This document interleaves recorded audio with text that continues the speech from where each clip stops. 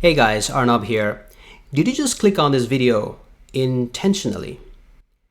Are you sure you made the choice all by yourself? Well, what if I said it wasn't really your choice?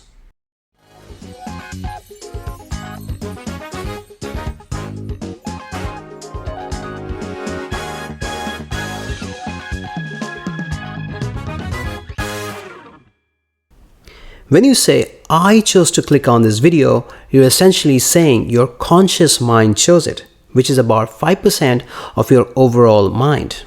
There are a lot of subconscious activities going on inside of your mind that you're currently unaware of, and hence not directly responsible for, such as memories, beliefs, fear, subjective maps of reality, and certain other background processes that is required for you to function as an active, living entity.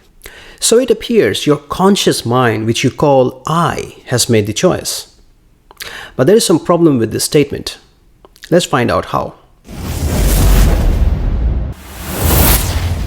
There are gazillions of micro events happening around you every second. Your 5% conscious mind tries to capture as much information as possible when you pay attention. But unfortunately, even the 5% conscious mind processes only a tiny fraction of the information. Although we continually notice changes in thought, mood, perception, behavior, etc., we are utterly unaware of the neurophysiological events that produce them. In fact, we can be very poor witnesses to experience itself.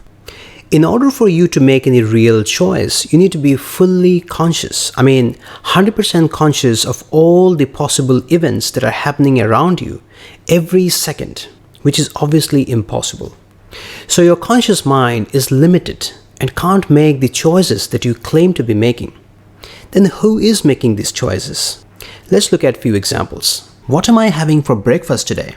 A sandwich or just boiled eggs? How do I know? Well, probably I'm feeling more like to have sandwich today. Where did this feeling come from? I don't know. Maybe last night I saw a delicious sandwich preparation video on YouTube. Okay, did I see that video intentionally or it just popped up in the feeds?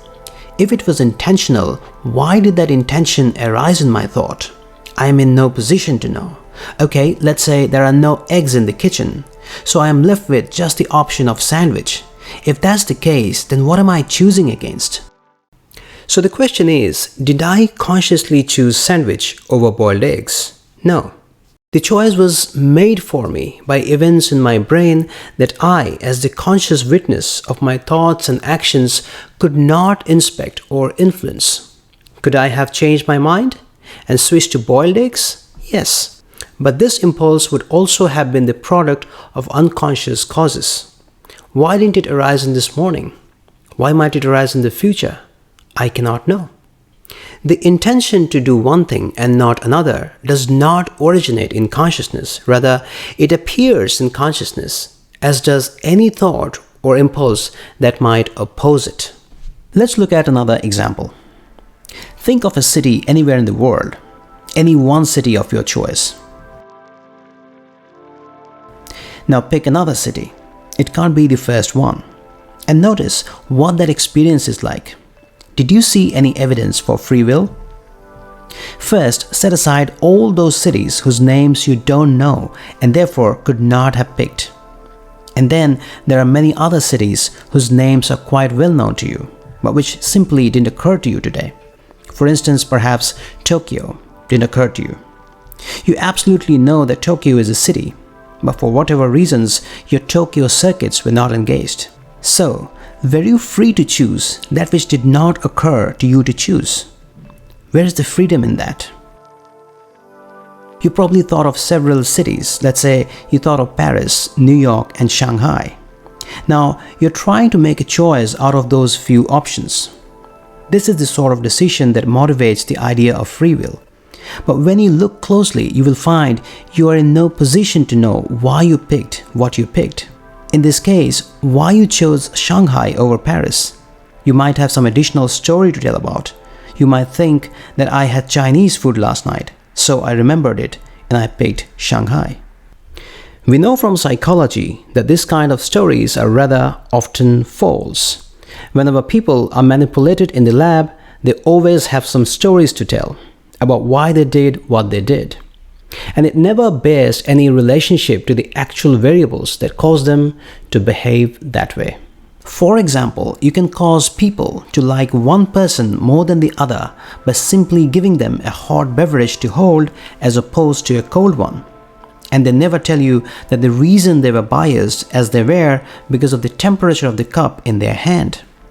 The results of the psychology experiments are evident that we are very poor judges of why we do what we do.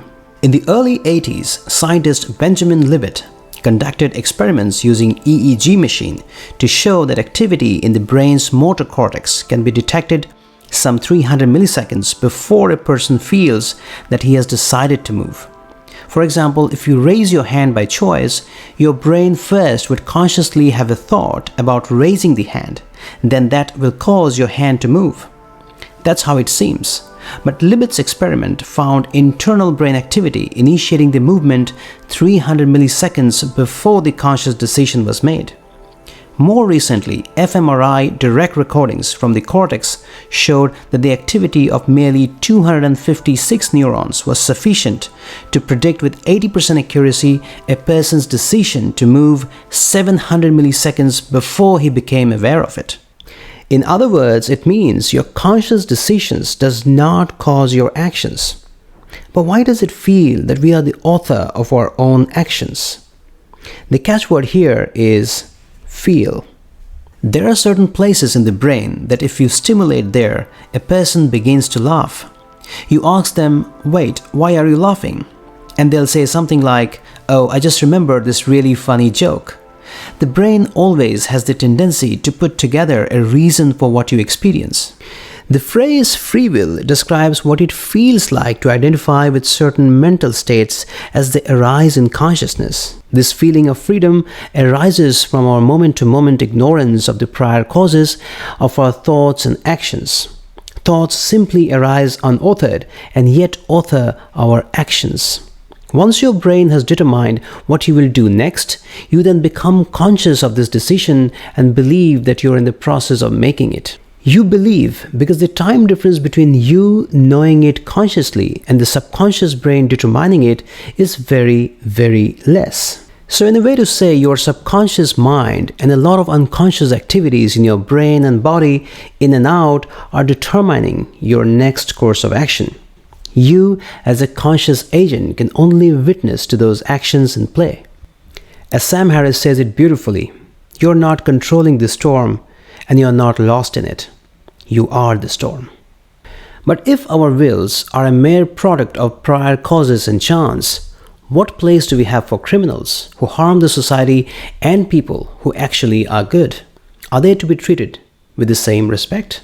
From the criminal files, we see an example of a 25-year-old man who had been raised by wonderful parents and had a joyful childhood, killed a young woman he had never met just for the fun of it. An MRI of the man's brain revealed a tumor the size of a golf ball in his prefrontal cortex, a region responsible for the control of emotions and behavioral impulses. Background studies of thousands of normal criminals with no direct reported mental health issues suggest that all of the subjects had some disturbing past or childhood. These men cannot know why they are as they are. Today, we do not have the technology to look at micro-tumor-like complexities that develops in the brain that might be causing a person to become what they are. If I were to trade places with these men, atom for atom, I would be them. All rapists and murderers are at bottom unlucky, being themselves victims of prior causes that they did not create. Free will is at the basis of a lot of our social pillars. A legal system presumes some kind of freedom. There are economic theories that assume that people are free to make their decisions, and the punishments are given to people for their conscious intentions to do harm. Well, obviously, we can't send criminals to the hospital as we don't yet have a cure. We would still need to lock them up to prevent them from committing further crimes, but we would not hate them or condemn them as evil. This change in perspective will change the way we operate in the world. This will enable us to speed up the research that we do in brain science. And who knows, in the coming future, the cure for evil will be packed in food supply like vitamin D. And as Sam Harris writes in his book, dispensing with the illusion of free will allows us to focus on the things that matter, asserting risk, protecting innocent people, deterring crime, etc. In improving ourselves and society, we are working directly with the forces of nature, for there is nothing but nature itself to work with. Thanks for watching, guys, and as always, never stop asking big questions. Please do not forget to like this video and hit the subscribe button if you like to see more videos like this. Until then, see you all.